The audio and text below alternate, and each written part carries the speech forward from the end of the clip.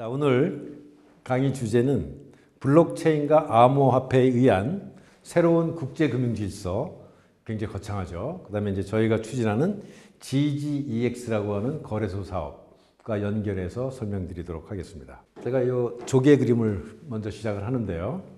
이게 주로 중국과 한반도 지역에서 그 신석기 시대에 나타난 조개입니다. 조개.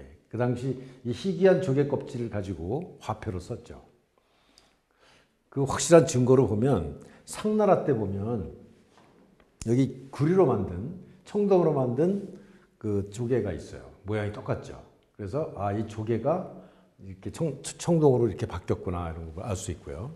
그 다음에 이제 춘추전국 시대, 여러분도 춘추전국 시대 아시겠지만 뭐 몇백 개 나라에서 시작해갖고 나중에 춘추 5패까지 이제 줄어든 다음에 나중에 진나라로 통일되는 과정은 아실 텐데요. 그때는 나라가 많았고 나라마다 다 다른 화폐를 발행했습니다. 그래갖고 제 나라는 이런 모양의 화폐를 발행했고 연나라는 이렇게 발행했고 그러다가 이제 진시황이 중국 전체를 통일하면서 이 반량전이라고 해서 이런 모양의 화폐를 발행하게 됩니다. 그래서 중국의 한자들 보면 이 패자가 굉장히 많아요. 패물, 가치, 재물, 빈부, 탐욕, 축적, 뭐 천민 이럴 때 다 이 패자, 조개 패자가 들어가 있는 이유가 바로 돈 하면 이 사람들은 조개패를 생각하기 때문에 그렇습니다. 그리고 조개를 쓰든 조개, 총동 조개 혹은 진짜 조개를 쓰던 시대에 한자가 만들어지기 때문에 그렇습니다. 그래서 이 조개가 화폐의 원조라는 걸 볼 수 있고요. 제가 명도전 얘기를 오늘 조금 할 건데 명도전이라고 여러분들 아마 국사 시간에 배우셨을 건데 여기 보면 우리 위키백과에 보면 명도전은 춘추 전국시대 연나라에서 통용되던 화폐다 이렇게 나와 있습니다. 제가 중고등학교 때 배울 때도 그 중국 연나라 화폐다 이렇게 배웠는데 이게 논란이 굉장히 많이 되고 있어요. 이게 연나라 화폐가 아니라 고조선의 화폐다 이런 얘기들이 있어요. 그러니까 이게 연나라의 화폐라고 해석을 하면 고조선이 연나라와 무역을 많이 했다 이런 증거고 그렇지 않고 이게 고조선의 화폐라고 하면 고조선 스스로가 상거래가 굉장히 활발한 나라였다 이렇게 볼 수 있는데요. 아직까지 결론은 나지 않았지만 저도 이제 이거에 대해서 좀 더 검토를 해보겠습니다. 보면은 우리 만주 쪽하고 북경 일대에서 이런 단지에서 이게 굉장히 많은 물량이 출토돼요. 이게 명도전인데 무게는 한 뭐 15g 정도 되는 거고 길이는 길어야 한 13cm, 그러니까 이 정도 사이즈 되는 겁니다.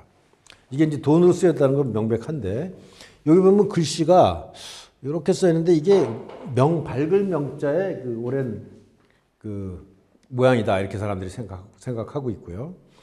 평안남도 대동군에서도 이런 게 이제 발굴됐고, 그다음에 만주의 이제 열화성에서 이런 것이 발굴됐고, 그래서 발굴된 것의 분포를 보면 이제 한반도 북부로부터 시작해갖고 만주 일대 요동반도, 그다음에 이제 요서, 요동 지역, 그다음에 북경 지역에서 굉장히 많이 나옵니다.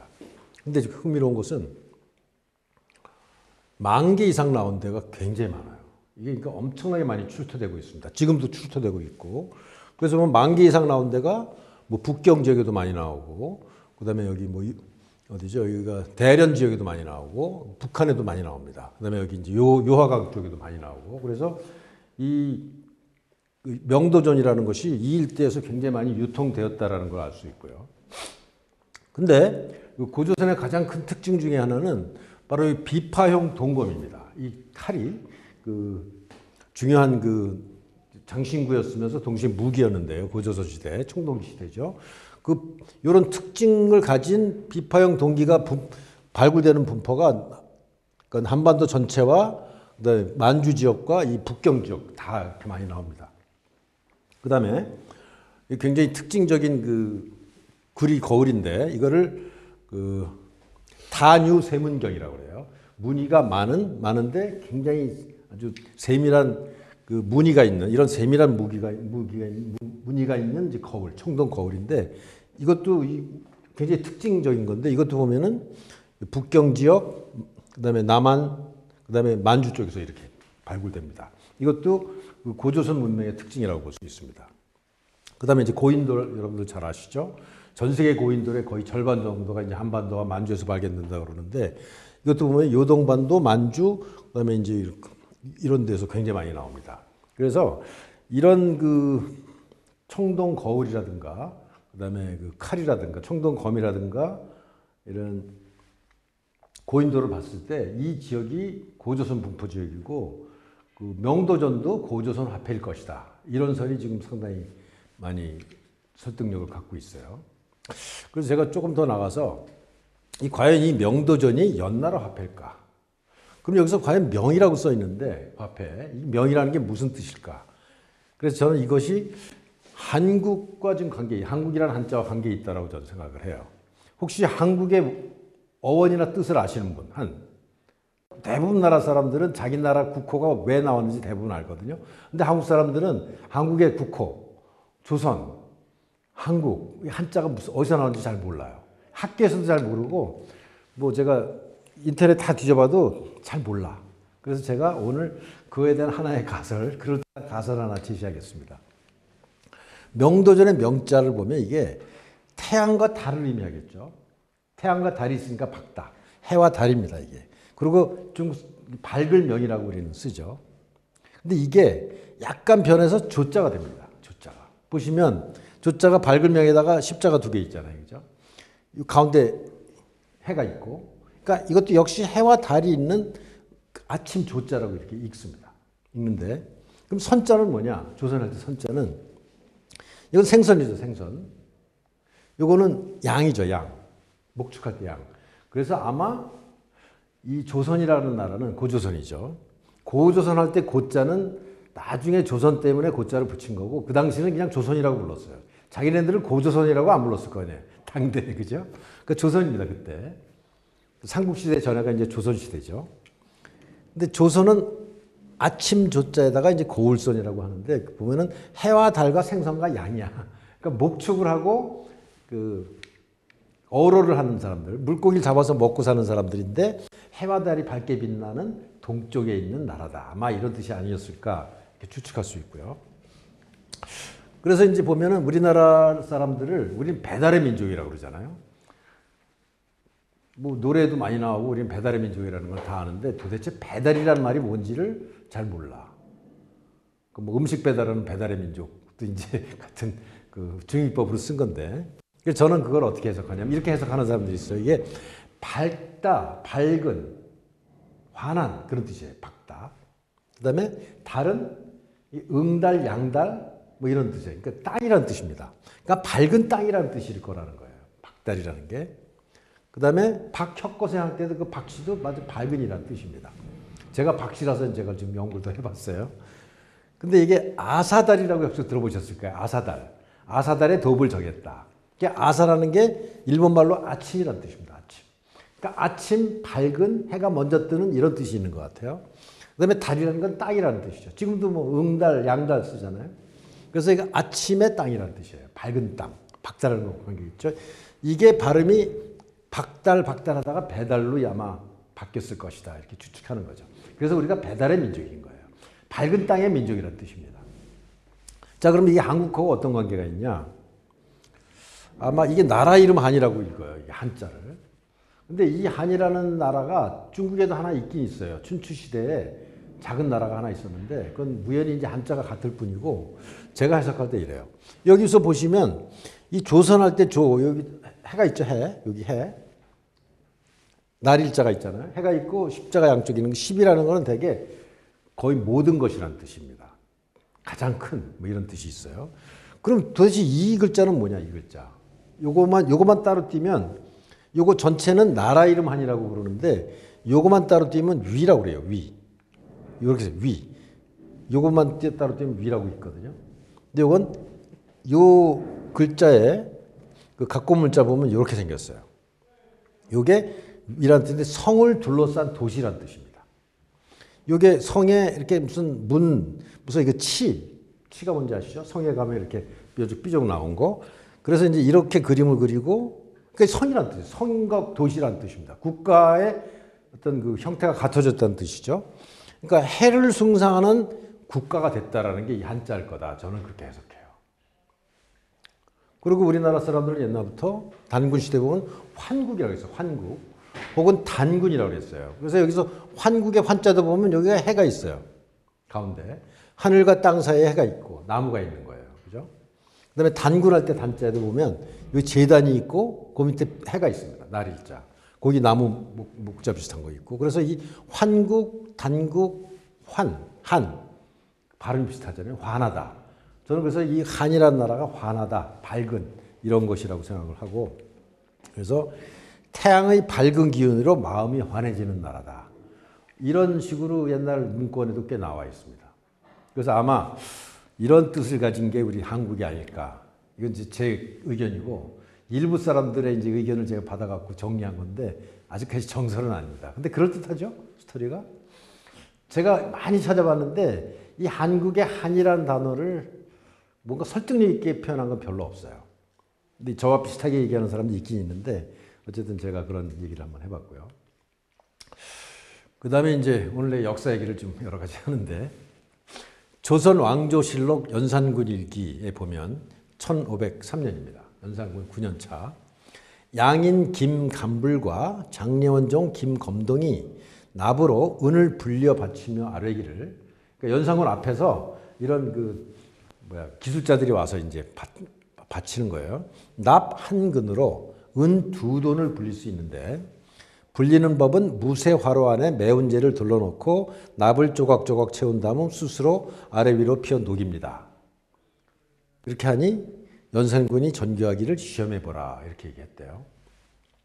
납 한 근보다 은 2돈 값이 훨씬 비싸겠죠. 그러니까 어떤 그 납과 은이 막 섞여 있는 쓸모없는 돌을 이렇게 은을 뽑아내니까 굉장한 기술인 거죠. 그래서 이걸 이제 연산군 앞에서 시연을 한 거예요. 성공한 거예요. 그래요. 이게 우리나라 조선 왕조실록에 있는 유일한 화학 실험 장면입니다. 그러니까 우리나라 그 조선 왕조실록이 내용이 방대한데 어쨌든 이런 것까지 기록이 돼 있어요. 그다음에 또 그로부터 몇 년 후인 1539년 중종 34년. 그러니까 연산군이 이제 중종반정으로 물러나고 쫓겨나고 그다음에 이제 중종이 제외해갖고 34년 동안 이제 통치하던 시절에 이런 게 나옵니다.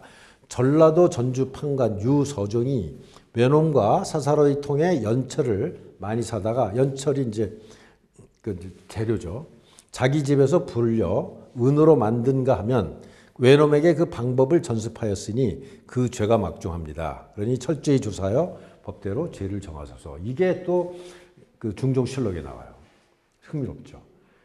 그러니까 이게 이제 어떤 스토리냐면 연산군 때 그 이 회치법이라고 하는 은 재련 방법이 개발이 됩니다. 이게 은연 분리법이라고 돼요. 은과 납을 분리하는 방법. 이게 온도차를 이용해 갖고 이제 하는 건데 그 기술을 개발해 갖고 전국적으로 막 은광이 많이 생깁니다. 특히 저 함경북도 단천이라는 데서 어마어마하게 은을 많이 생산해요. 그러다가 연산군이 이제 폐위된 다음에 조정에서 그 은을 너무 많이 생산해 갖고 뭐 우리나라 농업을 장려해야 되는데 뭐 상업하고 공업이 사람이 많이 들어가고 거기서 막 투기가 많이 일어난다고 그래 갖고 그다음에 그것 때문에 연산군 시대에 그 어떤 그 사치 풍조가 생겼다 그래 갖고 중종 때 그걸 금지시킵니다. 그래서 광산도 못하게 하고 은 생산을 못하게 해요. 근데 이게 돈이 되니까 막 민간에서 막 하는 거야. 그리고 일본에는 은광산이 꽤 있었는데 자기네들 재련 기술이 없어갖고 일본에서 배에다가 그 원재료를 싣고 와서 조선에 와서 그걸 재련해갖고 가져가기까지 했어요. 그러는 과정에서 그 기술이 일본으로 넘어갔다는 게 이제 나오는 거죠.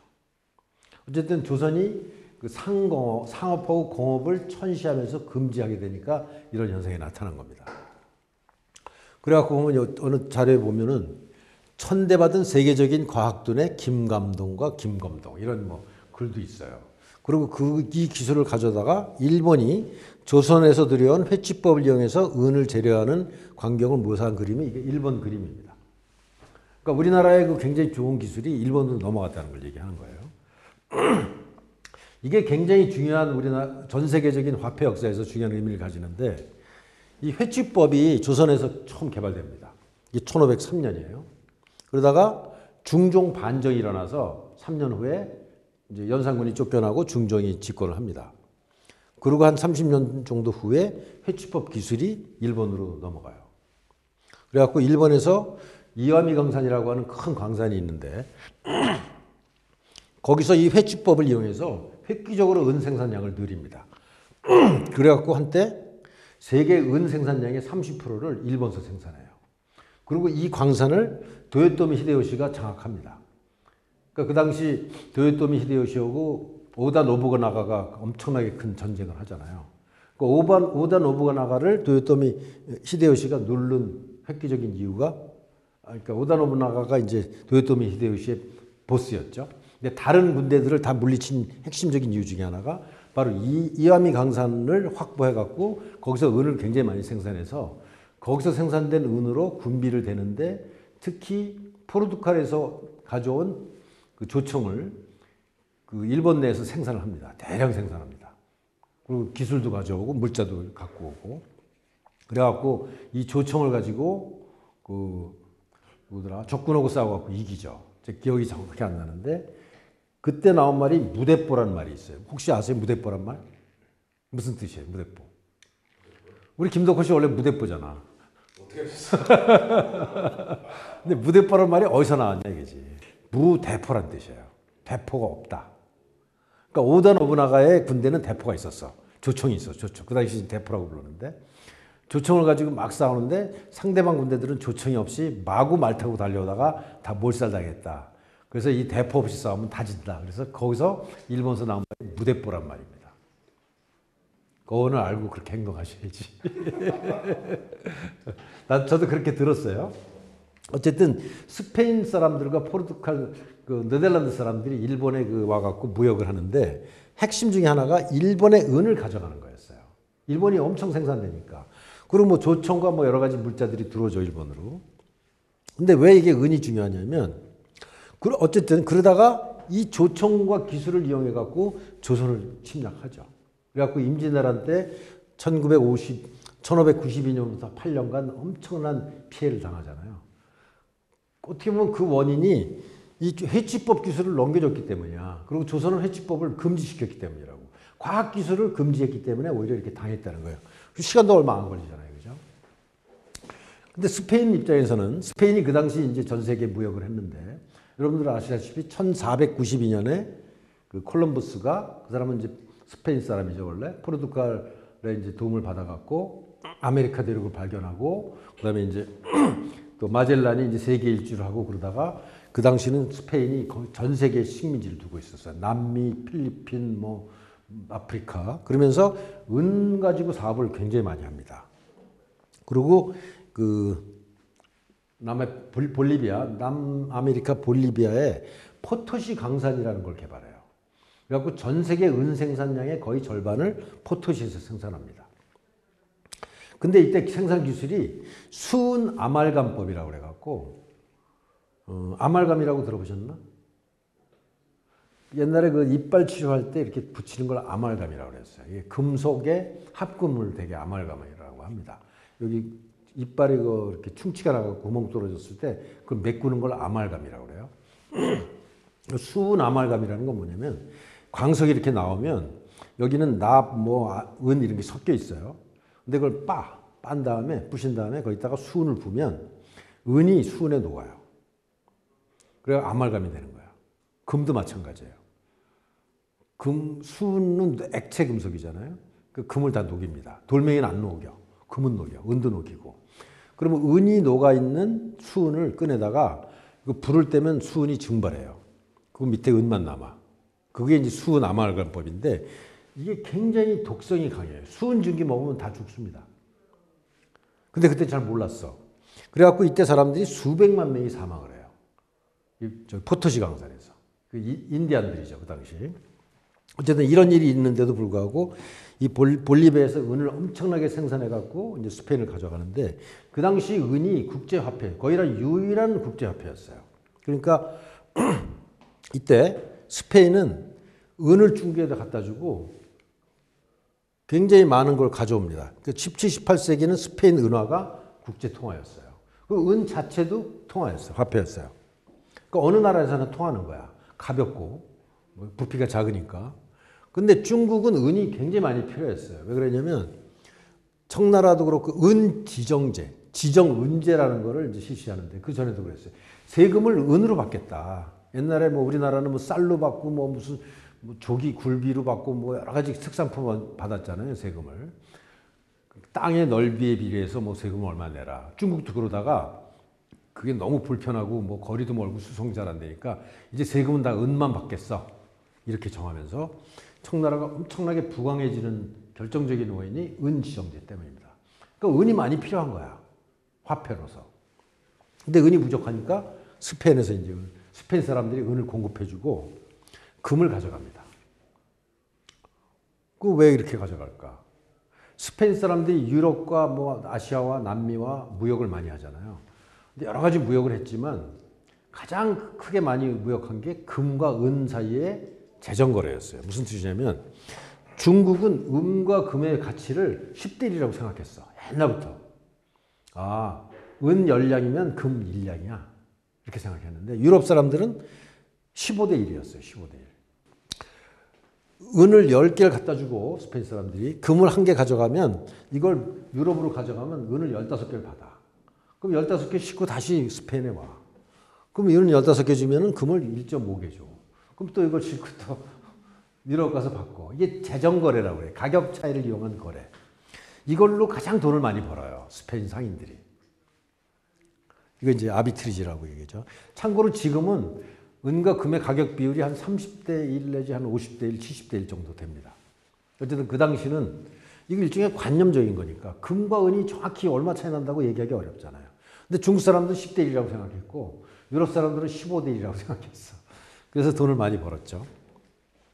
근데 그거 말고도 뭐 도자기도 가져가고 뭐 비단도 가져가고 뭐 나침판도 가져가고 여러 가지 가져갔지만 그다음에 이제 그 가장 큰 거래는 바로 금과 은이었다는 거죠. 그러니까 영국이 이제 그 다음에 세계 시장에 막 나가고 식민지를 개척하면서 이 사람도 차, 도자기, 비단을 엄청나게 가져갑니다. 이게 아주 고급 제품이었으니까. 그러면서 또 은을 갖다 줘. 영국도. 그리고 또 은 대신 또 금을 또 가져와. 영국도. 그러면서 여기 근데 이제 은이 중국으로 너무 많이 빨려 들어가니까 은이 없는 거야. 그래서 할 수 없이 영국이 인도에서 아편을 제조해갖고 중국에다 갖다 팔죠. 이것 때문에 아편 전쟁이 일어나죠. 그 다음에 이제 면화를 재배해갖고 중국에다 갖다 팝니다. 그게 다 금을 빨아들이기 위해서 한 거예요. 중국은 땅이 넓고 오랫동안 금을 생산했기 때문에 금이 많은 거예요.